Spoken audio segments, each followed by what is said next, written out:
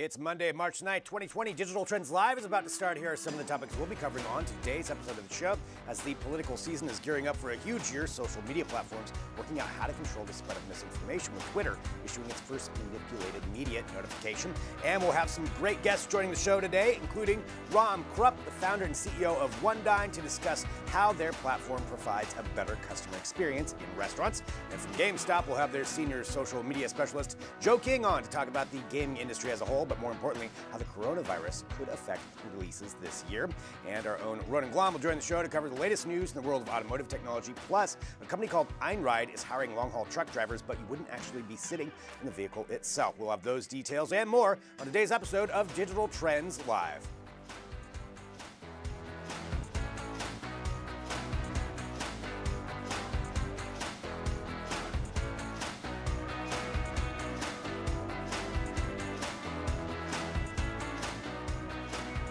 Yes, hello everyone. This is Digital Trends Live, broadcasting live here every weekday, 9 a.m. Pacific, noon Eastern, bringing you trending tech headlines, news, interviews, discussions, and so much more. All while broadcasting live across a number of different platforms. We're on Periscope, Twitter, Twitch, Facebook, YouTube, LinkedIn, Dailymotion, Apple News, 2 different mobile apps, a smart television app, and at digitaltrends.com/live. So wherever you are, you can join in the conversations that we get to have. We're going to have all kinds of great interviews today. We're going to bring you up to date on everything going on in tech. But to start off, I'm Greg Nibbler here by myself. And that's actually a very poignant thing that's happening right now, because we all know coronavirus is happening everywhere, which means that a lot of companies are really issuing orders that if somebody is not feeling well, they should not come in. And that's actually what was happening here today. Not saying anybody has coronavirus, but we're all a little bit nervous about it, right? You got to be careful, and you don't want to be going into work if you're feeling any kind of sickness at all. And that is part of what we're going to talk about here for this first story. So Apple, Tim Cook himself has actually issued a global recommendation for all of their employees that if anyone wants to work from home, that they should, if at all possible. And this is kind of another sign of a lot of companies following suit with that. You had Facebook and Amazon, both in Seattle, which has definitely been kind of hard hit by this, probably the most, well, I mean, definitely the most hard hit here in the country, where they have issued warnings for their employees to kind of mandates to stay at home if they at all can and not work. And Apple following suit with this as well. And I think it's something you're going to start seeing from a lot more companies. I mean, this all comes on the heels of, geez, in the last 48 hours, if you think about it, since we'll say Friday, the 72 hours will go, South by Southwest getting canceled, which is huge. Huge that that's getting canceled. That's something that's far beyond just a music festival, obviously. It's a huge tech industry event. Twitter had backed out, Facebook had backed out, Intel had backed out, Apple had backed out, a number of others, till finally they just had no choice but to actually issue a cancellation of that.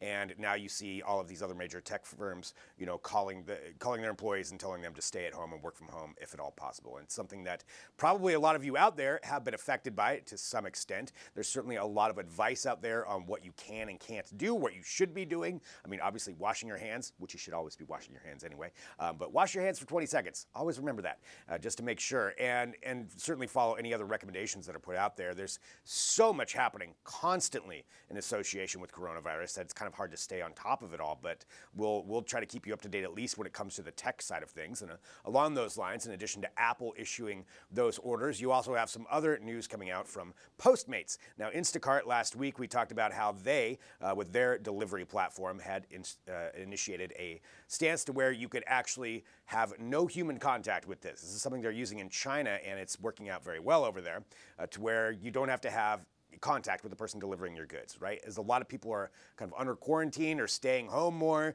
this is going to be a very important thing, because you want to protect not only the person in the building, but also the person delivering the goods. They may not want to have contact with you either. So that's part of what this is. So Instacart had theirs. Now with Postmates bringing out their new platform with this is something that you're going to see as updates start rolling out to that app, and I bet we'll see some other ones. You'll have several different drop-off options, which lets the person ordering choose where you want to pick it up. So you could say a specific spot. I don't know, since this is just kind of rolling out, whether you could say, it looks like you could say collect on the curbside. You could go with no contact with deliveries left at the door. You probably have to make some notification saying that you're agreeing to that, I'm sure. But different ways that's going to work out. And I think, again, as all of this is happening, we're all kind of adjusting on the fly, and everybody is, including tech firms, on how we're going to deal with this new scenario that we all have. Nobody plans for a pandemic. And that's something that, are these going to be ramifications that we see going forward with all of these other platforms? And are you going to start seeing other things come out from Uber or Lyft? And that's something that a lot of people have been speculating on, is what are they going to do with this? Because that's certainly a way that a lot of people are coming in contact with each other through an Uber or Lyft ride. And what if one sick person is in there? Well, how does the company handle that? We don't know. Again, that's just speculating on things. The things I can say for sure are that Postmates is going to have these drop-off options. I would guess some other ones are going to start following suit with that. And as we see everything changing, with the advancement of the coronavirus and as it all goes out, are we going to see some of these things be permanent changes to what we do, permanent changes to how we interact? I mean, going back to talking about the cancellations of the different conventions, that's something that you're going to see a lot more companies doing live streams, at least they are right now. You've got Google I/O, all these other ones that are coming up, and how far out is it going to go? We don't know. What are they going to do? We don't know. A lot of them are going to be doing some live streams because they do still need to get those products out. But some of these are ramifications that could be permanent. These are things that could definitely change how we interact. And another thing today, too, just to let you have note, and I'm sure some people are following along with this, the stock market had a big crash and actually shut down for 15 minutes. So that's all due to fears of what coronavirus is going to be doing. So it's a crazy world we live in right now. I mean, this is just what's happening, and we're trying to keep you up to date with it. And I'll let you know on the tech side of things. You can certainly follow along at digitaltrends.com. So let us know what you think and keep up to date right there. But that's the latest update we have for you on coronavirus. Again, follow along at digitaltrends.com. All right, continuing on here, getting you your trending tech headlines for the day, some of the news to start your day off, or, well, if it's midday where you are, just to make sure that you're up to date wherever you're watching. We do appreciate it. Hit that subscribe button and let us know what you want to talk about, too, in the comments on whatever platform you're on. That's always a great way to interact with us and get your opinions. I mean, this is a show where we're telling you about stuff, but we want to know your thoughts, too. And I definitely want to see some thoughts on this. So social media platforms, all of them, are trying to figure out how to handle political information, including misinformation, as we gear up for this huge season for the U.S. election. Now, obviously, in 2016, this was a big, big problem with misinformation. And different things that were put out there that may have persuaded some people to vote one way or another, probably did. I think any of us who are on social media know people will retweet things or reshare things regardless of whether they check the facts on them or not. And now social media platforms are trying to do that for you to a certain extent. Now, Facebook has already issued some warnings on a political ad, actually, that was put out where it was misleading. And the one on Facebook had to do with actually Donald Trump, who his organization posted something insinuating that it was a census quiz that they wanted them to take, or a census that they were supposed to do in association with the actual 2020 census. And so this link was very misleading. It was a survey that was supposed to be for that, but it actually wasn't. It was a political-based one, so they put on a warning on that, saying there was misinformation. Now on Twitter, this other thing has happened. And some of you may have seen this video. I actually saw it over the weekend where it was posted up, and it had to do with political rival, Donald Trump's, Joe Biden, and a video where it implied, based on the way that it was cut, that he was saying we can only re-elect Donald Trump. Now, obviously, that's not something that Joe Biden was intending. It wasn't a political endorsement of his rival. It was the way that the video was cut. It left out a lot of information, the context of it, so it was very specifically cut. And Twitter, after this was up for about 18 hours, it actually put its first ever manipulated media notification on the tweet itself. So that's pretty big. This is the first time that we're seeing Twitter go this far. Now, Twitter has already banned political ads on their platform. So that's something that you won't be seeing on Twitter, but of course it doesn't stop people from tweeting out things from their own account. But manipulated media being a ban that was, or a notification that was put on there, and it actually shows up underneath the tweet itself. We may have an image of it where it showcases it, and that's what you could start seeing if things like this happen. Now, how they determine what kind of process they go through. I mean, naturally, if it's a major political candidate, you're going to certainly see that would be a big issue. And you'll see that would be something that will pop up on there. But regardless, that's what it'll look like. It's a manipulated media one. You can probably find it online right now. And that will be something we could see more of. Major political candidates definitely will get, I'm sure, judged on that, and where you'll see that they'll have more people taking a look at those. Will that happen for ordinary people, though? Because you have something like this, where, again, a misleading video, and this could happen to any political candidate, will that manipulated media notification go on everybody who posts that? Will they have some way of automatically everything that was retweeted or somebody took that video and posted it on their own, will they all get that notification too? That's where I kind of wonder about how they're going to handle that, because I think a lot of this, when it comes to misinformation, has to do with the fact that people will share anything they see online without actually going in and taking a look at it. And we talk about it on here a lot. Just please make sure to double check what you're doing. I mean, this isn't a political statement on anybody's side. It's stuff is going to get kind of crazy here. As we go forward towards the election, you're going to see a lot of things posted. Obviously, we know what happened in 2016. Well, social media is certainly even more prevalent now, and how that's going to be handled, something that we're going to see a lot of. So definitely pay attention to some of these deep fake videos that could be out there, or recut videos, and how that's all going to work out. But this is Twitter issuing their first stance on that. We'll see what happens going forward. All right, let's continue on here with some trending tech news and updates and headlines for you on this Monday morning to keep you up to date with what's happening. Let's go to Google.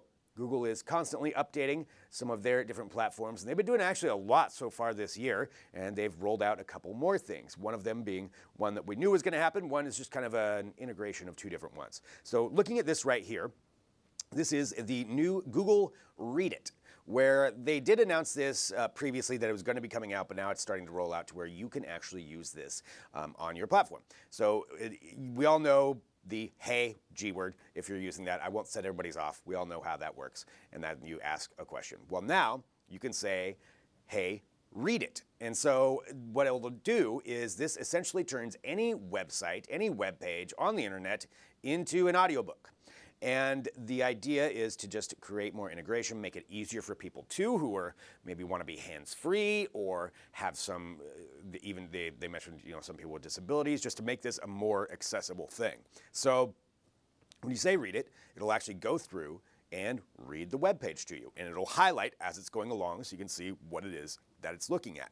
Now the reading speed can be adjusted. You can go faster or slower. There's buttons that you can pause it. You can skip backward and forward through the text as you want to go. So there's kind of showcasing just a little example there of what it would look like as they're doing that. They said they've got 42 different languages available for this. So that's pretty huge right there, kind of adding in that aspect to it. But you can also, what they're saying is they want it to sound more natural. So it's got intonation, as it's saying right there, intonation, rhythm, and different ways that they say normal people would read an audiobook. I've listened to it myself. It's not quite there yet, but it is definitely something you can tell where they're working on. And this kind of comes on the heels of some of their other platforms where they have AI speaking in more natural voices. And you're seeing this incorporated into their home devices. Amazon's doing the same thing, but to make it seem like it's more natural. But the idea that it's reading a web page to you, that's kind of cool. I mean, if you're driving, you want hands-free, you want to know what some news is, or go to a site and have it read to you. I kind of like this idea. So that's Read It. The other thing that they've integrated in is Lens into Google Maps. So Lens in Google Maps, this Lens, obviously we're familiar with that at this point. You can point your camera at something and it'll translate language. Well, now they're putting this into Google Maps, and Google Maps is getting a lot of updates actually to be more robust. But now when you're scanning for restaurants, say in your neighborhood, you can also pull up the menus of that restaurant, and then you can integrate the Google Lens aspect into that as well. So it'll start actually highlighting. That's not something new. We had the menus on there before, but it'll translate them. But it'll also, utilizing Lens, it'll highlight what some of the most popular dishes are. So it's all trying to give you those recommendations and different things to if you pull something up, it'll be like, oh, well, a lot of people order this, or based on your previous orders, you might like this. It's pretty, again, pretty interesting what they're doing with it. It's just rolling out now, so I would certainly want to give it a shot and try it out. We've got some reviews of that at digitaltrends.com, so you can go there and take a look and let us know what you think about that. But Google Lens is pretty fun. If you haven't been trying that out yet, definitely give it a shot, but I think we'll expect more updates to Google and their platforms going forward. All right, let's do another news story here, and then, of course, we've got our You Need This Product of the Day segment. Let's talk about this. This is an expensive console. It's one expensive console. So this is something that has actually went to auction over this last weekend, and it is a Nintendo PlayStation. Yes, a Nintendo PlayStation. So as you take a look there, that is That's actually not a deep fake. That is something that was actually created. So this was back in 1991, before the PlayStation, before Sony created the PlayStation. They wanted to get into the gaming console business, but they wanted to partner with someone. So they called up Nintendo, said, hey, we want to partner with you, make something where you can use CD-ROMs to expand the games beyond just the cartridges, and that is what they created. And if you take a look at it too, it's pretty interesting because it really is just kind of an amalgamation of both of them, where the controllers themselves, it's got that PlayStation look, but it still has the Nintendo feel to it as well. And then you've got the console itself could take a cartridge and could take a disc. Now, I want to give a little bit more history on this thing. So allegedly only 200 prototypes of this were made, and it was debuted at CES, the Consumer Electronics Show, in 1991. But here's the drama that happened back then, and I didn't realize this. While that was debuted, while Sony was touting this thing, Nintendo made a separate announcement and said they were moving away from it and that they were actually partnering with Philips, one of Sony's biggest rivals, to make a different console. So as Sony was debuting this thing and touting it as their big release, one of their big releases for 1991 CES, the company they were partnering with went out and issued another statement saying, nah, we're not doing that anymore. We're working with this side now. I would love to have seen some of the heated conversations that happened at that, but allegedly, because this upset Sony so much, they went and destroyed all of them except for only a handful that escaped, and that was one of them. So this auction for this thing, for this Nintendo PlayStation, was $360,000. Now, allegedly, it could still play music on the CDs, and you can still play Super Nintendo cartridges in it. That's about it. And it's kind of faded a little bit because of some flame retardant they had on there, but this was sitting in a guy's attic for years until his son found it. And then allegedly he was offered like $1.2 million for it, is what the guy said, but it didn't sell for that much. It went for $360,000. Still a record though. And the other part of that is that this supposedly is what really got Sony into wanting to make the PlayStation. They were so mad at Nintendo and they wanted it in so bad that they jumped in head first, and then we got the PlayStation. So that's at least part of the rumor associated with it, but it's pretty interesting. You take a look at that at digitaltrends.com.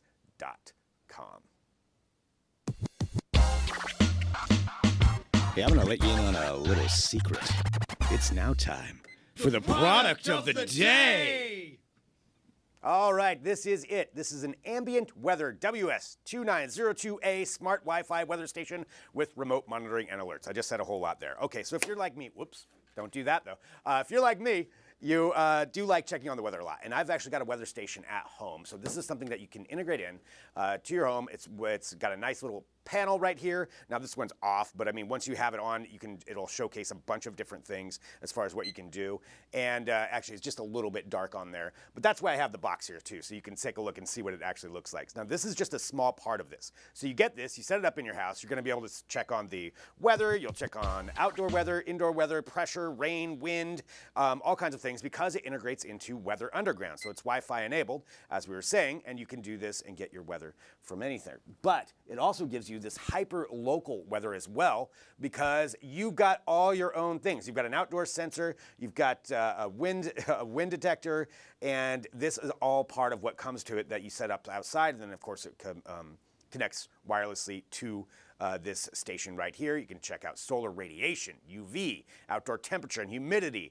It's also able to integrate into your smart home devices, to where if you really want to set it up and program it, you can have it be like, okay, well, it's been hot for this long, turn on my sprinklers if it gets to this. Like, that's how much you can do with this thing. It's really, really cool. And if you maybe wouldn't be interested in this yourself, I bet you know somebody who is interested in weather and would be definitely looking to this as like a great gift. So right now it is on sale for it's regularly $180. It's on sale for about $10 off. It's $169.99.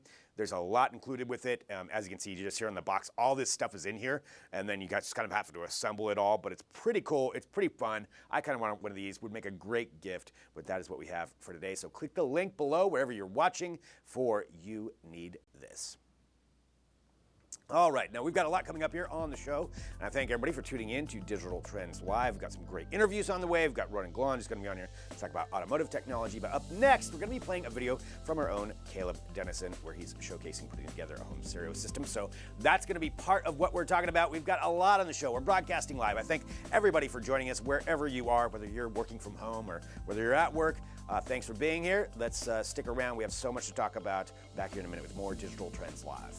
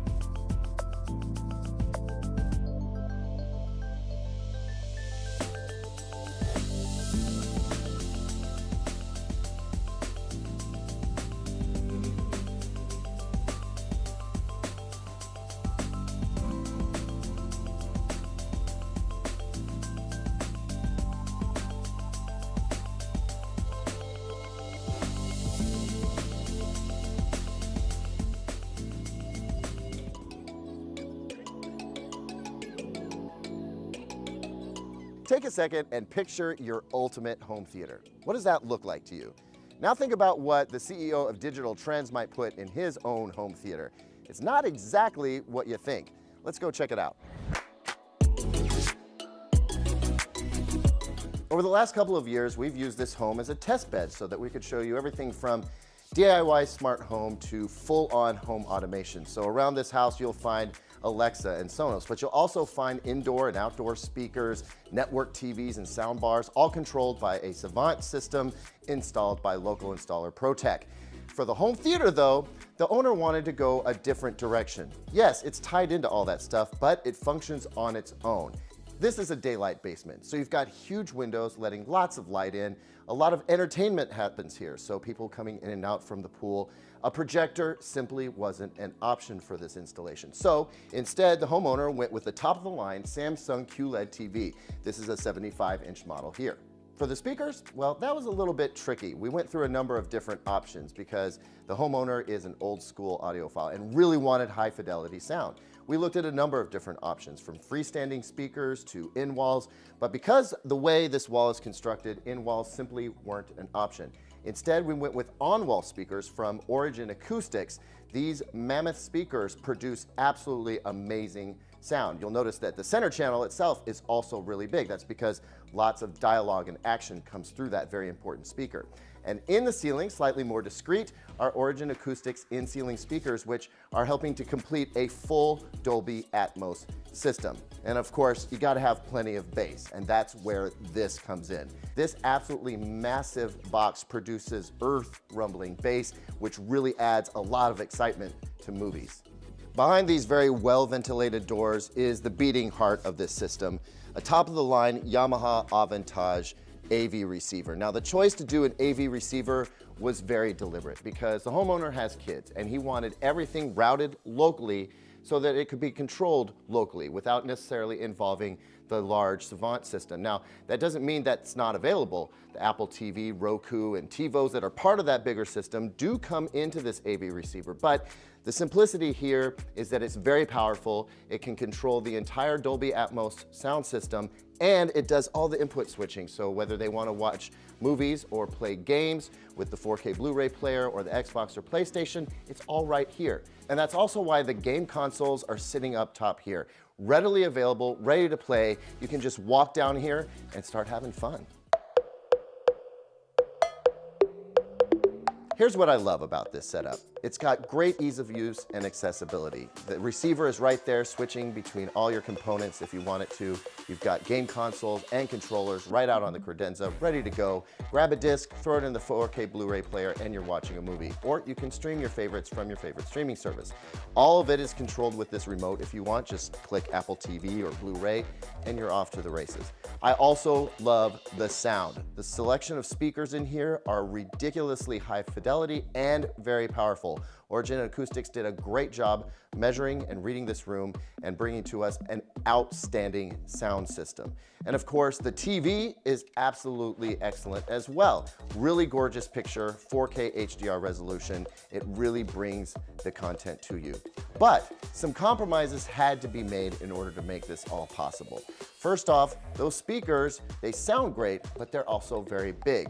We could not have gone with in-walls here to make them more discreet. They just wouldn't fit in there. So we went with the next best thing, and that's an on-wall speaker. We get the fidelity there, and then we have the discrete Atmos channels up in the ceiling. That's a great compromise between visibility and sound quality. One thing we learned from this project is that we could have gone with a larger TV. I mean, 75 inches is no small TV, but next to these really big speakers, it doesn't really look like a 75-inch TV. In fact, people pass through and comment on it, not really looking all that large. So I think we could have gone with an 85 or even 90-inch display and done much better. But the choice to go with a TV over a projector, that was solid. And that's what I really love about this room, was it was a bunch of smart choices that make it accessible, easy to use, and also high performance. And the other thing that's great about this project is that it marries more of a classic home theater installation with a smart home installation.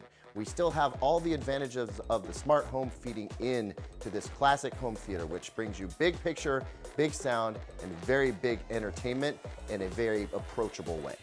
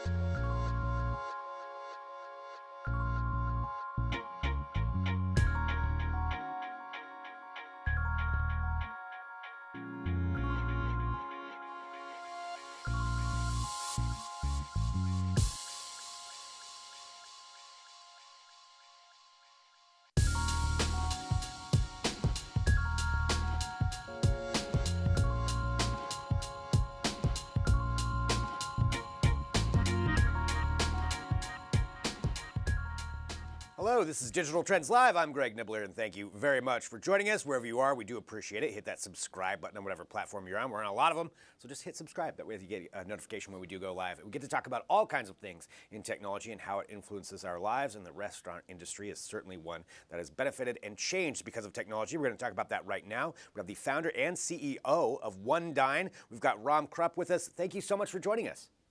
My pleasure. Excited to talk about this, and I know that you have an extensive history in the restaurant industry, and including restaurant tech. And just to get kind of a little bit of understanding about One Dine, can you maybe give us a little bit of the history of it and what led you to want to create this company? Sure. So I've been in the space for about 24 years, so a long time. Back in the 90s, we're focusing more on operational technologies, but as time evolved, restaurant needed more solutions. So I got into analytics and machine learning and data science. And then now restaurants are challenged again with operational problems, from high labor cost and low unemployment to speed of service, and customers are looking for more and more technology to simplify and reduce friction. At the end of the day, I always say to people, everything between my head and the cook is friction. So you're seeing more and more need to introduce technology, not to replace service, but to augment it to make it more, um, appealing for the guest. And that's something, just kind of to talk about that as a bigger whole too, just with the restaurant industry. I know that there's an issue with shortage of employees and some different obstacles that really the entire industry is trying to come over and get over. And you mentioned those briefly, kind of as we walked through this, of some things that this technology can help with, and making that a frictionless experience, or reducing some of that friction, as you were noting. I want to get into some of the tech that you're actually using to try to do that. I guess to start off with, how easy is it for companies, for restaurants to integrate more tech into their services, or is this something, or is it more something that we're starting from the ground up? No, so what we've done is we've taken a different approach, where a lot of innovative products are coming to replace what you have as table stakes and then improve on top. We've taken the approach that you have a major financial investment in the existing technology. So we sit on top of what you already invested in and make it better. So we connected the existing point of sale, the existing loyalty programs, table management, kitchen automation, and we introduced new guest side experiences. So we're adding more ways to get nearer to the guests and provide the guests better experiences on top of what you have today. So it's very easy to implement. It's not a rip and replace. The data downstream stays the same. So all the third-party systems that depend on the store systems, like point of sale might feed labor, inventory, accounting, all kind of systems stay intact, and we just plug in on top. And so once you plug in on top, and since you're able to work with all of these other platforms, that's great in its own right, because like you said, companies put in, and restaurants put in a lot of money, invest a lot of money already into that technology, and so rip and replace would be very expensive, and it's a low margin game anyway a lot of times. So that's a big, absolutely, yeah, that's a big deal. Plugging in then on top. So One-Dine, you mentioned improving the customer experience. Let's talk about it from the customer side of things. What changes for them? So it could come in different forms. It could be as simple as the server holding a tablet and placing the orders and taking payments at the table. We've created technology that allows you to do things like split checks, extremely simple, even in very, very complicated areas. Or it could be more involved, where you have a sensor, an NFC chip on the table. A customer, without downloading any app, taps that with their phone, and they're instantly connected to that transaction, where they can order more food or join the loyalty program or just pay their check and leave. So it comes in different forms, from self-service forms to just augmenting the team member to make them more efficient. So when somebody walks in, and I notice, that's it's a mobile platform, is this something that somebody would have already downloaded the app and to incorporate into, say, a restaurant that's using One-Dine, or would it be with a tablet that's already at the table? So no, there's no app download necessary. Just bring your phone, tap the sensor, and your phone becomes an ordering and payment device. So there's nothing you have to preload, nothing you have to configure or sign up. So from a guest perspective, just walk into any enabled restaurant and you're in. From a service perspective, it's more of a tablet that typically they're holding in their hand, but could be put in a state where you leave it at the table and have more of a kind of a table kiosk experience. But we're less and less trying to drive that as our primary experience. So yeah, using these devices again, that everybody already has right in their pocket, so just tap it and go. Absolutely. Absolutely.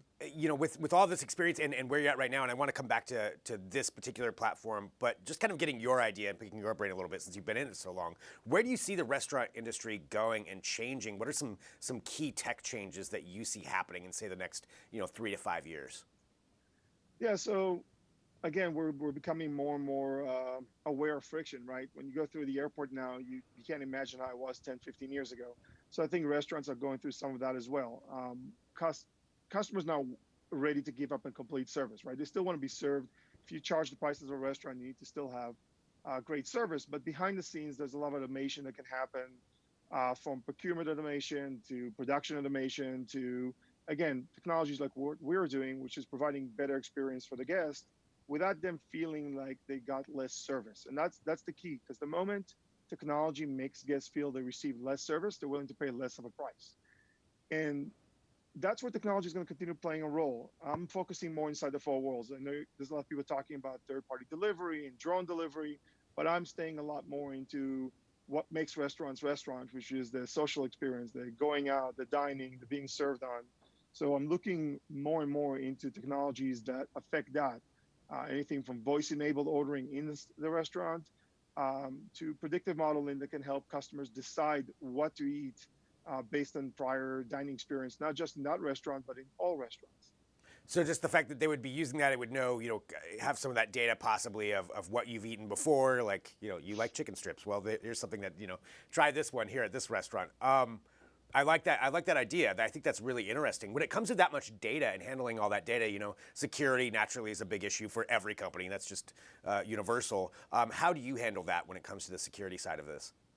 Yeah, so we're not in the selling of data business. So that's very important for us. If you're a customer and we track certain data about your dining behavior, your allergies, we're only using it to serve back data to you as an end user. So if I learn that Ram doesn't like onions and I walk into a restaurant and the burger looks appealing to me, but it'll detect there's onions in the recipe, it might alert me that this contains onions that cannot be removed or can be removed, and just communicate that to your team member. So we're using data in a way that's not, selling information about clients. It's about providing better services to the end users and to the restaurants. And through that, we're using a lot of industry technologies like AWS to host our data behind security. As a company, we've always been sensitive, so we do audits, third-party audits on our data security. We take all the regulatory requirements for our industries. We've always been a data security-minded company. Talking about the platform itself, and mentioning where it's going and talking about who's being able to incorporate this, I guess, can we get an idea of where it's at right now and how many places are using it? Yeah, so there's a lot of companies right now are testing it in different stages. We just launched it into live stores in the last 90, 100 days. So I'll let them make their own announcements, and some of them are even publicly traded and probably want to take advantage of that press release. But in general, you'll see us very heavy in the refined casual dining, where it's a little bit more than that $10 casual dining, but a lot less than a steakhouse. So that's kind of our main sweet spot. Price, labor, everything fits well. We're launching a lot in the coastal states where labor cost is very high. So California, New York, Massachusetts, Florida, you'll start seeing us more and more in the coastlines, Washington. But over the next, I'll say 180 days, we'll be live with over 60 different brands. Wow, so this is something that people are going to start seeing here very soon in a lot of places. Well, for anybody who wants more information too, just on the platform itself and wants to explore a little more, where should I send them? Just visit our site, onedine.com, and you can obviously find us on all the social media platforms. So, well, Ron, thank you so much for joining us here today to talk about this. Thanks for having me. All right, so really interesting use case of technology right in these dining experiences, and I think that's something, when we think about different customer experiences being a really key issue for a lot of different industries. Certainly, the restaurant industry is one of them. That being streamlined, we've seen some different takes on it before, but this one sounds like a really robust system that kind of works for everybody. So, interesting platform right there. And we've got a lot more conversations to have here on the show. I appreciate everybody watching wherever you are. Go share the show right now. Let other people know about it. Coming up next, we've got Ronan Glahn, who's going to talk about automotive technology. There's a bunch of interesting things, some spec stuff, some things we've actually brought up here on the show before, and we're going to go into a little bit more in depth on those. Talking about GM, talking about some EV platforms. All that's going to be happening next, so stick around. We'll be right back with more Digital Trends Live.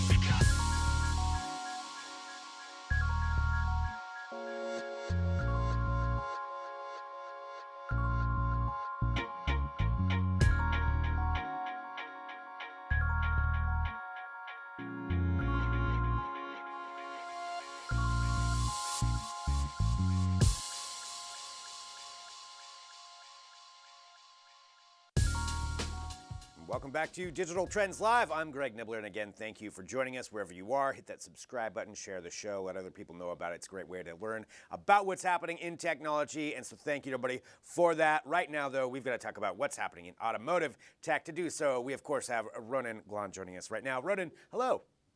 Hi, how's it going? Doing well. I'm excited to talk about what we're bringing up here today, because there's a couple of them that I've brought up here on the show before, but I don't have an automotive background, and I don't know what I'm doing, how all this actually, integrates into things. And this first one has to do with a Goodyear concept, and it's this tire. Can you walk us through and explain to everybody what this is? Yeah, so Goodyear is not really trying to reinvent the wheel, but everything around it.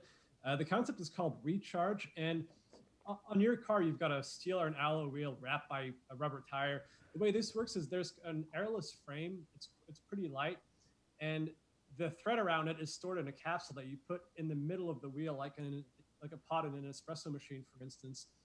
And what's really cool is you can customize the thread. So you can have a summer thread, a winter thread, a performance thread, a safety thread. Instead of changing tires, for instance, when it gets cold, you put on your winter tires, you would theoretically just put in a new capsule that would regenerate a new kind of thread. So regenerate a new kind of thread. I mean, you're talking about this, so the wheel itself, you throw this pod into the center of it. How does it regenerate? Like, what is the actual substance? So Goodyear hasn't really said this. It's a concept. It's not quite ready for production yet. But what we know already is that it's a liquid compound. It's biodegradable, so it's pretty eco-friendly, and it's reinforced by fibers that are inspired by spider webs, which are some of the strongest natural materials available. So you drop that pod in there, it grows essentially that out around around there. Yeah, and there's also AI technology that kind of learns your driving style and makes a compound accordingly. So if you have kind of a sporty driving style, you'll probably end up with a stickier compound so you can keep your car on four wheels around a turn. If you're mostly commuting, you might have a compound designed more for safety and comfort. I mean, it's a pretty cool use of technology. And this is something that would constantly regenerate. So, I mean, if, and you mentioned it's airless, so I suppose, riding over a nail is not going to be a big deal anymore. Flat tires probably would be a thing of the past. Is that right? Yeah, you can't get a flat. I mean, I'm guessing, I haven't seen this in person. It's just a digital concept. But I'm guessing you could probably tear it off if you wanted to. Or if you drove through, a volcano, you'd probably burn it off, right? But it can't really go flat in the traditional sense of the term. How many other companies are working on things like this? There's a lot of innovation in the tire world. People talk about airless tires, stuff like that. I've seen colored tires before, so you can have yellow tires on your cars. Tire companies kind of speak a great deal and do little right now. There's not been a ton of innovation in recent years. It's mostly incremental improvements to existing technology, but sooner or later we'll get there, I hope. Yeah, I mean, you would think so with all the other developments for everything else going, associated with cars, that tires would eventually get there. I mean, I don't know, maybe there's the tire industry lobby doesn't want that. I'm not sure, but tires are expensive, and I would be perfectly fine with just a capsule that you throw in and regenerate whatever you want. Customize it. All right, so that's a customization thing, and you can take a look at that at digitaltrends.com. Again, it's a concept, but we love looking at that kind of stuff here when it comes to technology and just thinking outside the box what some companies are doing, and if we were to see something like that. Going from there, though, I know for you, a lot of what you do is you go to a lot of conventions, you go out and you take a look at all of these vehicles, take a look at these concepts, take a look at whatever it is that people are putting out, and so you can actually get some hands-on feel for it. And I would think with vehicles, that's a very important thing. But coronavirus, just like everything else, is screwing up a lot of these conventions. And the Geneva Auto Show was actually canceled. And I want to just get your thoughts and opinions on that. Like, from the car industry as a whole, from a convention as a whole, how big of a deal is this? I mean, it was a huge deal. When they canceled the Barcelona MCW show in February, I was in touch with the organizers of the Geneva show, trying to get a feel for whether or not they would actually hold the event. And up until the last minute, they were telling me, yeah, we're going to go ahead with this event. We're not going to cancel it. And they were not going to cancel it until the Swiss government banned all gatherings with over 1,000 people. So it was kind of an indirect way to stop the show. And the announcement came, I think, about 3 days before the show was scheduled to open to the media. So it was a very last minute thing. I mean, the cars were already on location for the most part. The stands and all the lighting and stuff was already set up. And car companies had to kind of figure out a way around it. They couldn't, so the organizers couldn't postpone the show. And companies couldn't delay their debut either, because a car you see in March is going to be in showrooms probably in the fall. They have to stick to that timeline very closely. So most of the press conferences we would have seen at the show were held online, either on YouTube or on Facebook, or some brands have their own platform, like Audi has Audi Me, I believe it's called. And kind of, the show must go on, right? Kind of, to use an overused expression, and it did. But it's also not. It's not quite the same as traveling and seeing the cars in person, talking to the people who built them. Why is a feature a certain way, etc. And what's as we've talked about, I think, before on this show, auto shows are not doing all too well right now because attendance is dropping. They're hugely expensive. I mean, going into an auto show like Geneva for Mercedes-Benz or whatever could be about $10 million. Wow. So it's a massive expense. So auto shows are not doing too well, and I'm worried that if car companies get the coverage that they wanted to get, or even close to it, by doing the whole online thing and not actually going to the show and spending $10 million, what incentive will they have to come back in 2021? Yeah, that's something I think a lot of different conventions are trying to work on right now, especially on the tech side, is, like you said, all these companies still have to release their products. They still have to get them out there. They're on the timeline for that. So they're doing a lot of live streams. So that's what's kind of speculating. The auto show just seems, to me, that one just seems different because that's such a tangible thing that you need to drive the vehicle or get a feel for it. And I feel like that would be really hard to understand and accurately judge it via a live stream. Yeah, it's not the same as actually seeing it in person, but and now the next show is in New York. There's the New York Auto Show in April, and New York just declared a state of emergency over the coronavirus. So again, the show is officially happening, but I wouldn't be surprised if it gets delayed or canceled. The Beijing Auto Show, which was also, I believe, in April, was delayed. And interestingly, the Formula One Grand Prix in Bahrain is going to be held with no spectators due to the virus. So the race is still happening, but there's not going to be anybody in the stands. It's all going to be online. So the effect on the auto industry is massive. Wow, that's going to be crazy. Just nobody in the stands. And there's already some other sporting events too like that. We could talk about that forever, but that's just, I think just the effect on the auto industry as a whole is something that's really interesting. Okay, going from there, let's go back to some more electric vehicles, and Volkswagen definitely entering into this pretty big. Yeah, Volkswagen is spending, I think it's about $60 billion to develop electrified technology in the 2020s. That's about the GDP. It's over the GDP of Croatia and close to the GDP of Luxembourg. So it's a massive sum. And there's going to be the car you're looking at right now is the ID.4, which is going to be a Tiguan-sized EV. So it's going to be in one of the more popular segments of the American auto market. It could be a massive seller for the company, and it's going to be Tiguan-sized, but the electric powertrain is a lot more compact than, say, a Turbo 4 or even a V6. So it's going to have a pretty spacious interior, which is one of its biggest selling points. In its basic configuration, there's going to be one electric motor out back, so it's going to be rear-wheel drive. You'll be able to order all-wheel drive by adding a second motor to the front. And that car is due out in late 2020. I think it's going to be built in Germany first, but it's going to be made in the US in a couple of years, where Volkswagen currently builds the Passat. So with something like this, with Volkswagen getting into $60 billion, number one, that's insane. But that shows how much of a market they see being there if they're willing to invest that much into it. Oops, sorry. I mean, it's going to... Yeah, and it's based on a platform called MEB, which is going to underpin a full range of cars. So that's why it's such a big investment. There's going to be cars from Volkswagen all over the spectrum, from hatchbacks to SUVs to sedans and wagons. There's going to be cars from Audi as well, from other divisions not sold in America, like Seat and Skoda. So it's a pretty big, it's a wide stretch. Now, is this something that's going to be able to, like, are they coming into it to compete directly with Tesla, or who's their competition in this? I think everybody. I mean, there's so many people. So many people are preparing electric cars right now, from Honda, Toyota, Subaru's got an EV in the pipeline. Tesla is the obvious rival because it's been there for so long. But even the Ford Mustang Mach-E is going to be in the same segment as the ID.4. And you're saying this could be coming out? They're going to start making these later on this year. Right. It's going to be revealed in late 2020.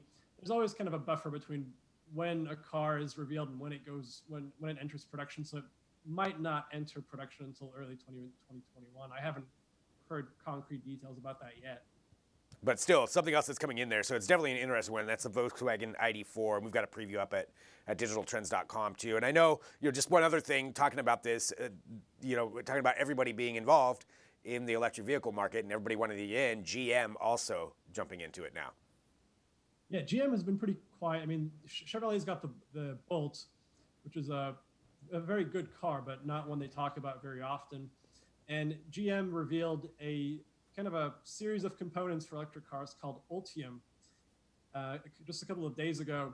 And it's a package that has a battery pack, which is modular. It can stretch from 50 kilowatt hours, which is relatively small, to 200 kilowatt hours, which is giant. I mean, Tesla's biggest pack is 100 kilowatt hours, so double that. It can underpin front, all, or rear-wheel drive vehicles, so anything all over the automotive spectrum. And I think the quickest they said is going to be a 0 to 60 time of 3 seconds, so close to the Corvette. It's the backbone that GM's electric car offensive is built on. There's going to be a Chevrolet Bolt crossover built on that, a Cadillac crossover built on that, a really cool Cadillac flagship sedan, which is going to be handmade, kind of a old school coach build style, also built on these electric bones. And the Hummer we talked about a couple of weeks ago on the show, it's not going to be on the same platform because it's going to be on a more conventional truck platform, but it's going to have components from the powertrain. Yeah, that e-Hummer is still pretty interesting to me. Like, who is going to actually pick that up? That's what I want to know. Like, do you think there's going to be a big market for it? Not a huge market for it, but I mean, there was never a huge market for Hummer to begin with. It's kind of, diehard off-roaders who have the means and the space and the time to use it the way it was designed to. And I'm guessing also, frankly, probably a bunch of people who want to look cool on Instagram, but it's not going to be a volume seller. Yeah, it's not going to be the next Honda Civic. Yeah, for sure. Well, it's definitely interesting, but yeah, showcasing again how everybody is getting into the electric vehicle race. All these companies, $60 billion by Volkswagen. Yeah, it's here, and it'll be fascinating to see where it all goes. We're running as always. Thank you very much for joining us, keeping us up to date with everything, and of course we've got articles up for everything at digitaltrends.com. Thanks a lot. Thank you. All right, so Ronan Glenn, again, check out everything else that he's got out up there at digitaltrends.com. He's always on top of everything going on in the automotive world, but so many different interesting facets right there, right? Coronavirus, it affects everything right now. So that's another big convention that was actually canceled because of that. And what does that mean going forward? Is that another sign of a bunch of companies are going to now switch to doing online streams? Who knows? We'll have to see. But we've got more news for you coming up and some more interviews. So all of this is going to be happening. We're broadcasting live across a number of different platforms. I thank everybody who's joining us. We'll be back in a minute with more Digital Trends Live.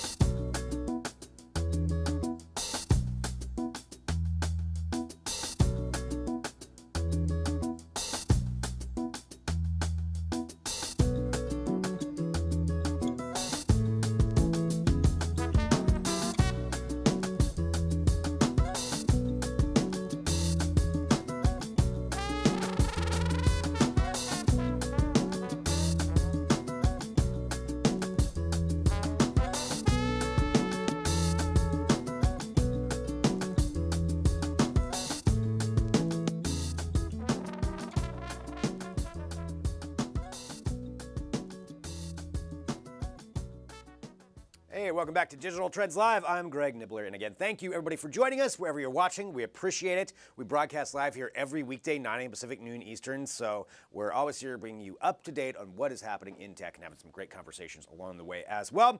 And that's what we're going to do right now is bring you up to date on some things. So this actually continues on our conversation earlier about vehicles, but going from electric vehicles, we have to go into autonomous vehicles. And this is something that certainly is a trend for a lot of companies trying to figure this out and when we're going to be getting these things onto the road, right? You have Waymo, who's testing out different ride-sharing services that you can utilize, but this goes to something else, and it's from a company called Einride, and this is one of the many companies that is actually working on different ways to change up the trucking industry. They feel, and along with some other companies, they feel that trucking is going to be one of the first industries to take advantage of autonomous vehicles because it's, generally speaking, much longer haul.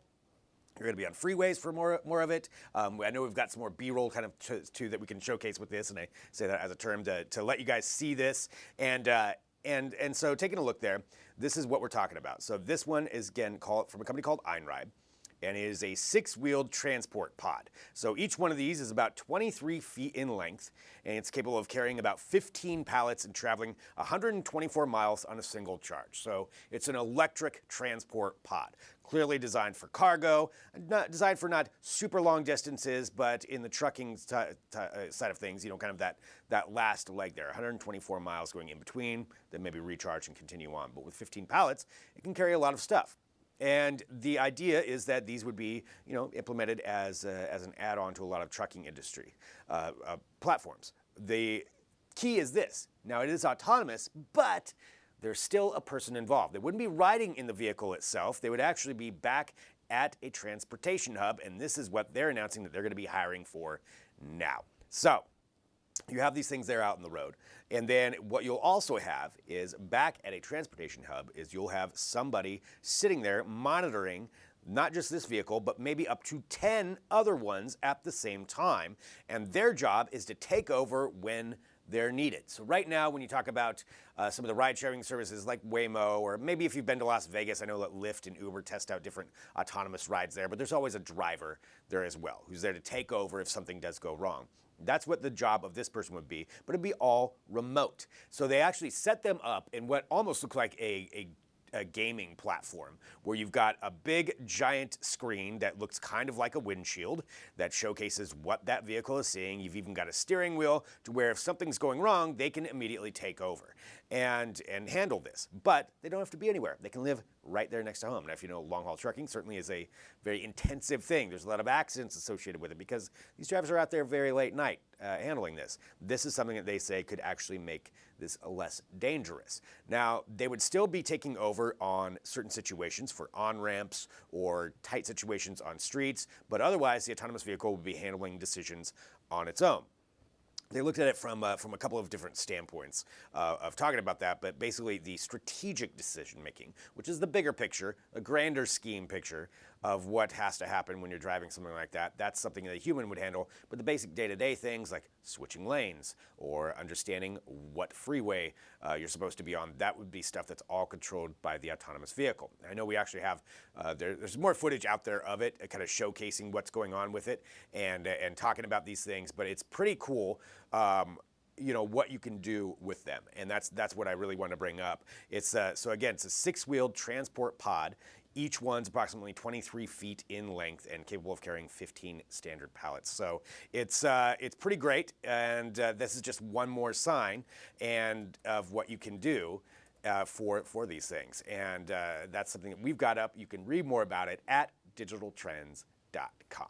All right, continuing on here with our news and what we've got. Let's talk about some more vehicles here. So let's talk about some more things that are being done, and this is something from OnePlus.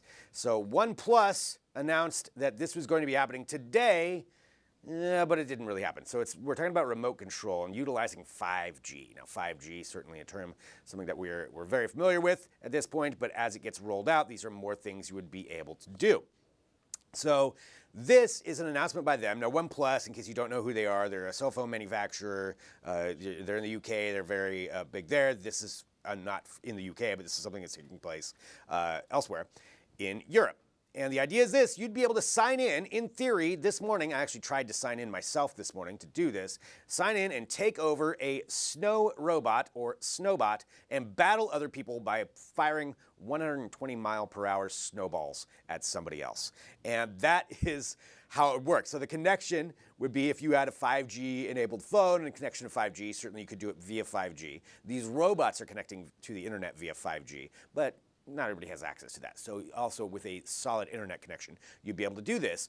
And you would be able to take over one of these robots in a team of 2 and fire them at somebody else, another team of 2 robots. And these are all just people online all over the world who are signing into this. And now I've tried to sign in myself. They actually were supposed to launch this morning, but as of the time that we started this broadcast, that actually got delayed, and they said there was some kind of a weather delay. So I don't know what that means exactly, but it was getting pushed off for 24 hours, so I don't know if they ever did actually go ahead and launch. But each user, it's still something that means something that you can still do. Each user will get to play once, so you only get to do it one time. But you will get to fire 120 mile per hour snowballs at somebody else. And yeah, again, you'll join a team of 2 robots, and they're gonna have this running. Once it does launch is what they had said, for about 70 hours. So there'll be a lot of chances to get on there, but once you're on once, that's it, you don't get to do it again. You do have to sign up for a OnePlus account and in order to actually do it.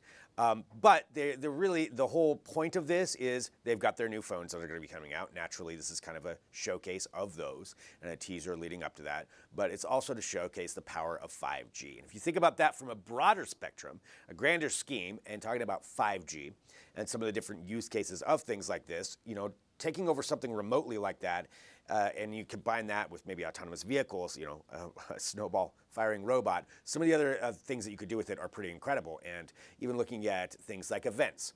Now, this is kind of extrapolating a little bit from this, but you think about how coronavirus is certainly affecting so many different events and conventions, and things are getting canceled. Even the Olympics could be in danger. They haven't made a decision on that yet. But what about if we had robots that could be there that you could actually remotely control to still experience an event, but not put yourself in harm's way of something like coronavirus? Maybe that's something that 5G could bring about. It's interesting to think about, and it's an interesting use case and kind of a study and try to think about where that stuff could go. And we still don't even know everything that's going to be utilized with 5G. It's still rolling out in a lot of places. Most of us don't have access or regular access to it. But once we do, these are the kinds of things we can do. We can fire snowballs at each other, or maybe a little bit more than that. But you can read more about that at digitaltrends.com. All right. And let's go to one other story here and topic, and this one gets a little bit more deadly, but it has to do with also autonomous vehicles making decisions for themselves. This is with no humans involved. So we're talking about humans being involved. This is without humans, and this comes from a study or a report from New Scientist about what the U.S. Navy is doing with these autonomous robots. These are autonomous submarines. Now, we knew that these existed already. Boeing's posted videos of this. It's called the Boeing Echo Voyage. Now, that's completely autonomous. There's not even room for a human on there. And these submarines are something that the Navy's been interested in for a while. There's different research abilities that you can have with these things. But now, the report is, of course, they want to turn them into a weapon and add 12 torpedoes onto these things. So 12 torpedoes. This is, again, according to this report. What this program is called CLAWS, C-L-A-W-S. We don't know what the acronym stands for. We only know that it's called CLAWS. The idea would be that it would have 12 torpedoes on it, and according to this report, it would have the ability to make a decision on whether to fire on people by itself. Right? This is the worst nightmare, isn't it? Nothing could ever go wrong with this, but this is what the idea is that this could be out there in the ocean, and it would be able to make a decision on whether something was a threat, whether it wasn't, and in theory, it would be able to fire on its own and using artificial intelligence. And this is the first time you're getting something that's with artificial intelligence in there. Now, there's a lot of autonomous vehicles that are out that we know of, let alone whatever secret programs there are. There's certainly a lot of autonomous vehicles out there. They're utilizing them now for search for shipwrecks, to search for, to map the ocean, to map the ocean floor. It's a great use case.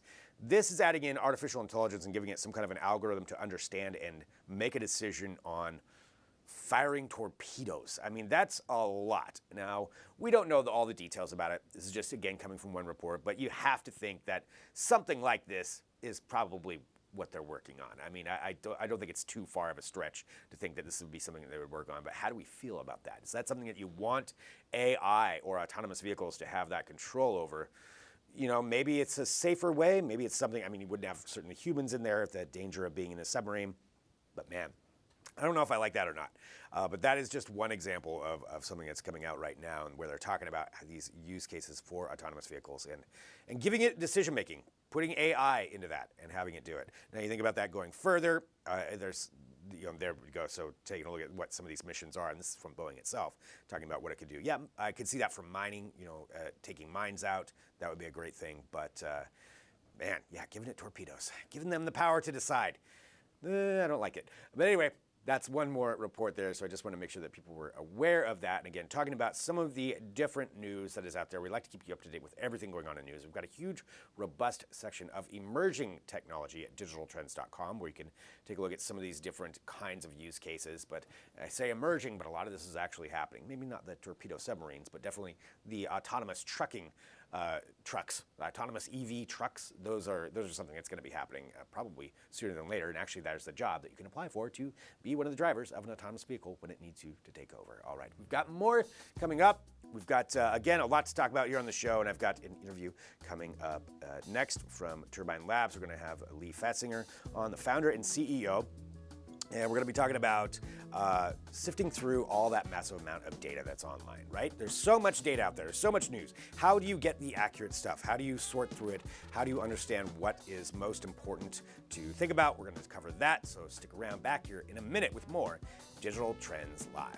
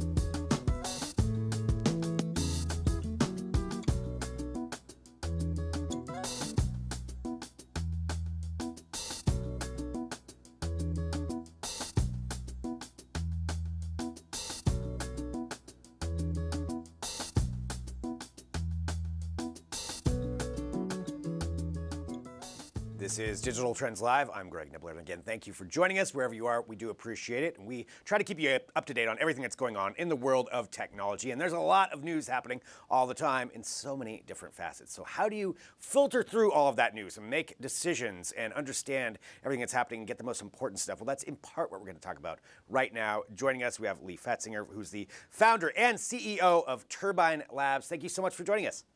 Thanks so much for having me again. Yeah, good to have you back, and excited to talk about this now, and just kind of giving everybody, again, just more of an understanding, in case they didn't know, about what it is that you do there. Can you kind of give us a rundown of the company?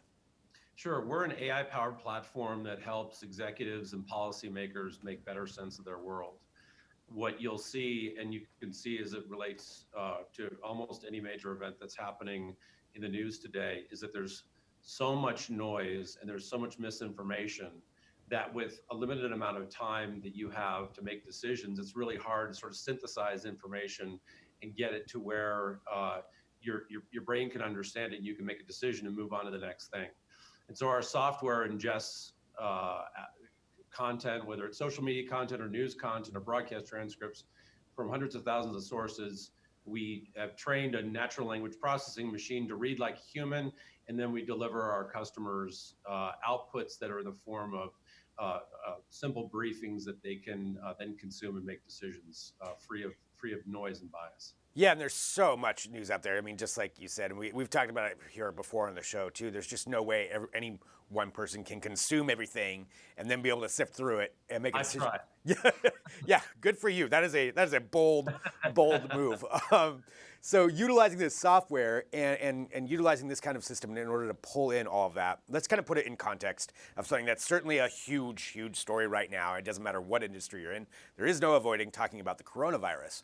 And there's so much information out there, including a lot of misinformation. Can you talk to me about how the platform can take something like that and help somebody actually get a true or a factual understanding of what's going on? Yeah. So you start out with the fact that there's just a staggering amount of volume of content around this topic.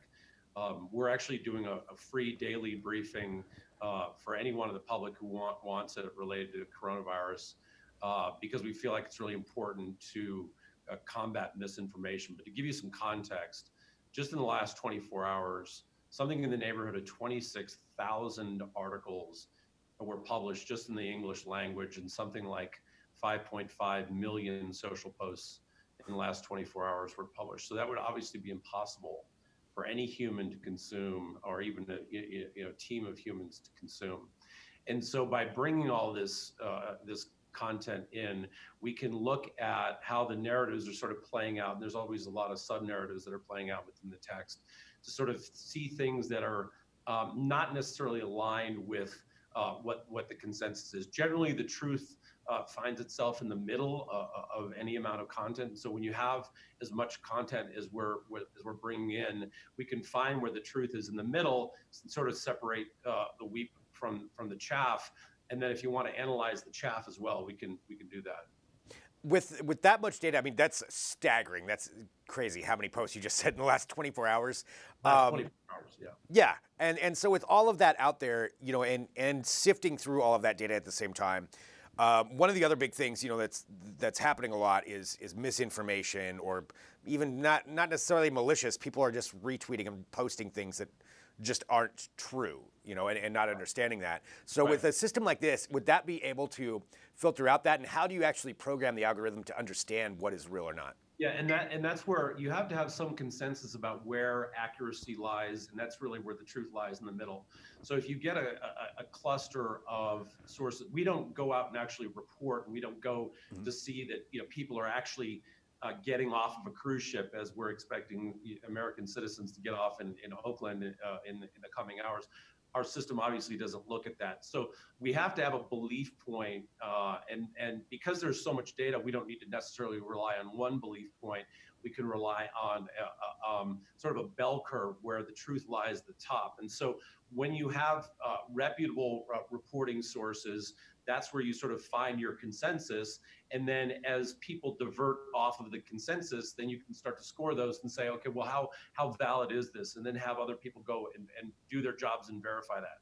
So we're not out there doing actual reporting, but we are looking at sort of where the bell curve of the truth is. And as long as we have an agreement on where consensus is, then you can start to find out where the divergences are. That's how our algorithm works. Wow, that's crazy. I mean, and taking in all of those different sources at the same time, I mean, that's just so much information. It's quite a fire hose. Yeah. I mean, and that's just one aspect. With coronavirus, I mean, I'm sure it's a ton, but going forward, and looking at this as AI and as algorithms improve over time, and as your platform improves over time, which naturally, I'm sure it's learning all the time on what to do, and you're learning from it. Where do you see this going in, say, a couple of years? Like, what would our decision-making capabilities be? Where do you see this kind of platform going? Well, our hope is that citizens and decision makers will be able to make their choices on whether they're deciding whether or not to work from home, or go to their office, or go to their polling place, or go to a social event, right? Whether it's public policy, elections, things like outbreaks.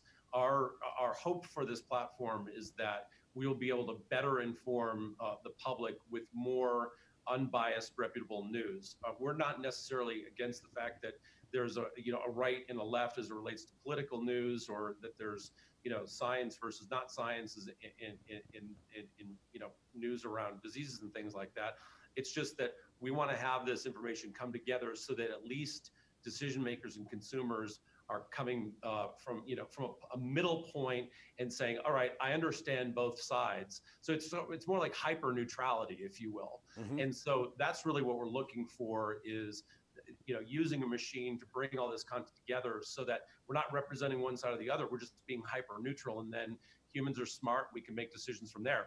But we're getting outsmarted, as you talked about earlier, because it's so easy to promote and amplify a misinformation.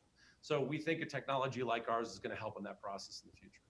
Looking at that, with people, as you go forward with this technology, and this is kind of speculative, but just knowing what happens as usual when anything new comes out, there's going to be trolls or people that'll figure out how to manipulate a system.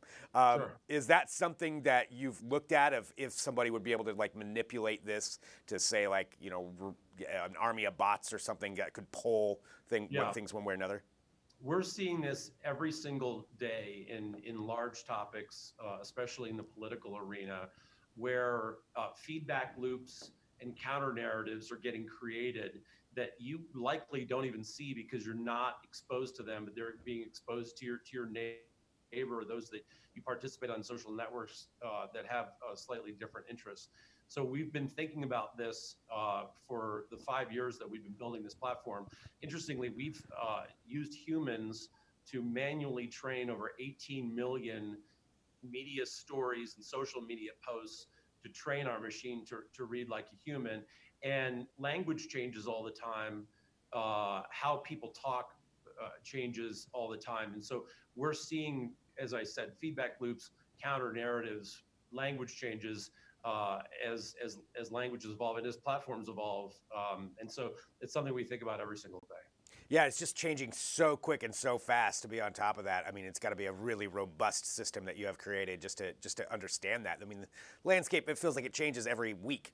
Something different. Every minute. Every minute, yeah. So, 24 hours. You just talked about how many articles were out there. Well, Lee, I want to say thank you so much for joining us to talk about this. It's just such an interesting, fascinating topic, and you certainly being at the forefront. And I want to make sure, again, everybody knows where to go if they want to utilize your platform to help in their decision making. Yeah, and again, we're offering our coronavirus briefing, which we're putting out at 9:30 Eastern every single day to anyone who's interested at it. You can go to turbinelabs.com, and I think we got a banner at the top of our website you can click on and sign up. But we feel like it's really important to get factual, accurate information, especially about this crisis, out to as many people as possible. Absolutely. Yeah, I'll be signing up for that right after this. So, Lee, thank you very much. Always nice to have you here on the show. Appreciate your time. Thanks so much. All right, so really, really interesting. Just talking about how much data, 16 million articles or something like that in 24 hours. That's just insane. So to filter through that, definitely we need some kind of algorithm and different ways to process that. So that's a really cool use case. Really, really thank Lee for joining us there. All right, and that's it for today's show. But tomorrow on Digital Trends Live, we will have awesome tech you can't buy yet with Drew Prindle. He'll be back covering some of the top tech-ish products launching on crowdfunding platforms. We'll also have John Velasco, who'll be on covering the latest in smart home technology, and lots more, of course, keeping you up to date on news. So thanks for tuning in today. We'll be back live at 9 a.m. Pacific, noon Eastern, wherever you consume content. Make sure to subscribe and follow us. That way you get notified every time that we do go live. And for Digital Trends, I'm Greg Nibbler, and I'll see you right back here tomorrow.